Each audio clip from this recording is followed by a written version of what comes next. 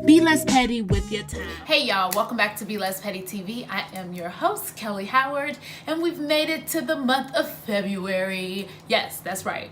I said February, not February with the R. Nobody uses the R. Nobody used the R. I haven't used the R since I can remember learning how to say the word February. But anywho, welcome to the month of February. I'm really excited about this month because this entire month is all about self-care, which is something I am very passionate about. I value it to the utmost, and my self-care is literally my daily priority. It's what matters to me the most before anything else. So I'm really excited to introduce to you ideas and techniques and just have these discussions about self-care and the importance of it.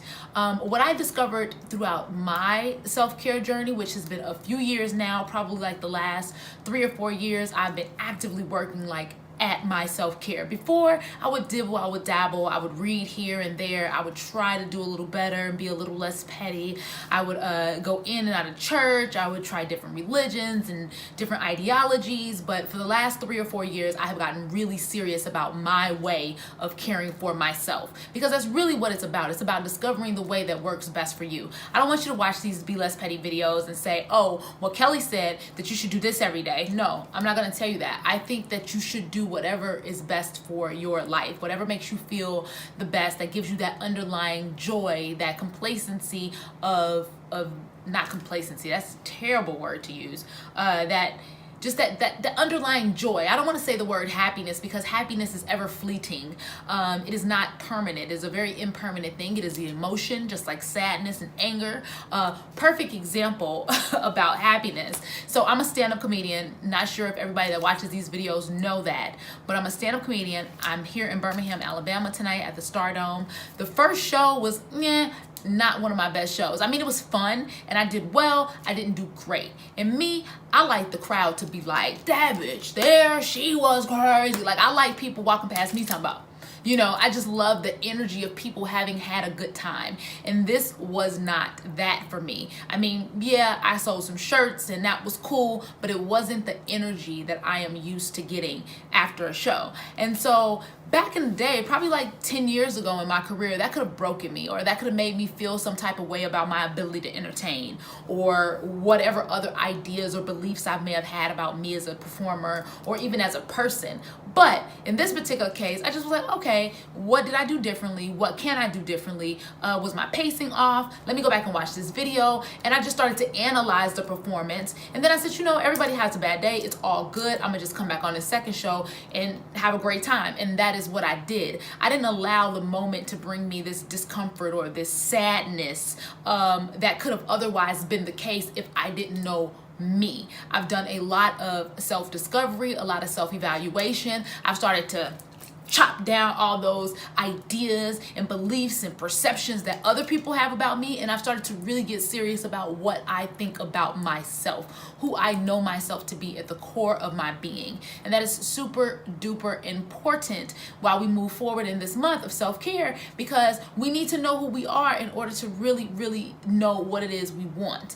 A lot of people don't know who they are. They are like replications of what their parents said they should be, like domesticated animals, if you will, from the book 4 Agreements. It's like you've learned these things, you have these habits, you're conditioned to feel, think, and believe certain things about you, and you've lived your entire life being controlled by those ideologies, and most of them are incorrect. You are a lot bigger and deeper and stronger and more powerful than you've ever known yourself to be, but we can't tap into that part of us being compiled with all of these ideas of other people, perceptions of us. So yeah, I even was thinking of a quote the other day. I don't know if I made it up or if it's just something that's been ruminating from all the stuff I've read over the years, but it says, I will not be limited by your perception of me. Because at the end of the day, people are always looking from the outside in. It is an external biased opinion when they give you any kind of information about you. If people tell me I'm funny, that's an external biased opinion. If people tell me I'm not funny, that is an external biased opinion. At the end of the day, I gotta know that I'm funny. I gotta know that what I do when I get on stage is something I believe in and I care about, to a point where nothing, regardless if the comment is good or bad, it doesn't move me either way. And so though I may enjoy the praise, at the end of the day, if I don't get the praise, if I read the comments, which sometimes I find myself doing that on videos online, I'm not moved by the negativity or the positivity. It is a neutral balance. And that is very important in your own life, to be able to have that neutral balance and not be able to get swayed by the external factors of people around you. So who are you? Who are you? Have you defined that for yourself? Have you ever even thought about it? Have you ever evaluated, the beliefs that you have about yourself, and ask yourself, like, are these real? Is this who I am? We have society's beliefs about who we are as people. I'm a Black female in America. It is a lot of things that society says I am that I have to combat and say, nah, I'm not that. And some stuff I am that. But it doesn't matter, regardless of the fact that does not define me to the core of my being. You got people that diagnose you with things, different medical professionals will say, oh, you got bipolar mania, or you got schizophrenia, or whatever the case may be. And some of these stuff may be real mental illnesses that you may have always had and dealt with and are starting to deal with via medication or therapy or whatever your vice is. But at the end of the day, that thing still cannot become the existence of you, who you are. Oh, you got bipolar mania. Well, now she's the bipolar girl. Like, that can't be who you are. And you can prove that to be wrong by knowing who you are and by knowing what you want and making better choices for that. So as we go into this month of February, it's all about self-care. It's all about loving on the self and evaluating the self and trying to figure out what are the best techniques to help us live a less petty life. I say this because I don't know who I am 100%. That is not something I can honestly tell you, like, oh yeah, I'm pretty secure with who the hell I am. No, I know the basis of the things that I like and the things that I don't like, and things that make me feel good and things that don't make me feel good, situations I will and will not tolerate within a relationship, a partnership, any type of connection. I know these things because I've been through enough of them to be able to evaluate that.